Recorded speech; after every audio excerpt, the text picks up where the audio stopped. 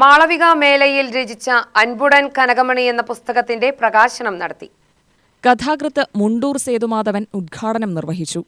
മുണ്ടൂരിലെ വായിക്കുന്ന ആളുകൾ മിക്കവാറും ഇവിടെ എത്തിയിട്ടുണ്ട്. പിന്നെ മാളവികയുടെ സുഹൃത്തുക്കൾ. നല്ലൊരു സദസ്സാണ് പാലക്കാട് നിങ്ങളൊക്കെ കൂടി ഈ പുസ്തക പ്രകാശനത്തിനുണ്ടാക്കിയത്. ഇവിടെ professor Vasudevan, doctor Murali, TK. Sankaranarayanan, ഇവരൊക്കെ പാലക്കാട്ടെ സാഹിത്യ രംഗത്തെ ആശാന്മാർ. അവരൊക്കെ പങ്കെടുക്കുന്ന ഒരു യോഗത്തിൽ തൻ്റെ ആദ്യ പുസ്തകം പ്രകാശനം ചെയ്യുക എന്നുള്ളത് മാളവികയ്ക്ക് കിട്ടിയ ഏറ്റവും വലിയ ഒരു ബഹുമതിയാണ് എന്ന് ഞാൻ പറയും. അതൊരു കുട്ടിക്കളിയല്ല.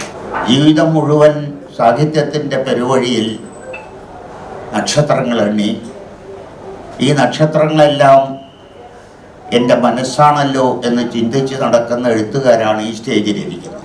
അവിടെയാണ് മാളവികയുടെ കന്നി പുസ്തകം പ്രകാശനം ചെയ്യുന്നത്. എന്നെ സംബന്ധിച്ച് വ്യക്തിപരമായിട്ട് ഈ കുട്ടി പുസ്തകമായിട്ട് വന്നപ്പോൾ വലിയ അത്ഭുതം തോന്നി.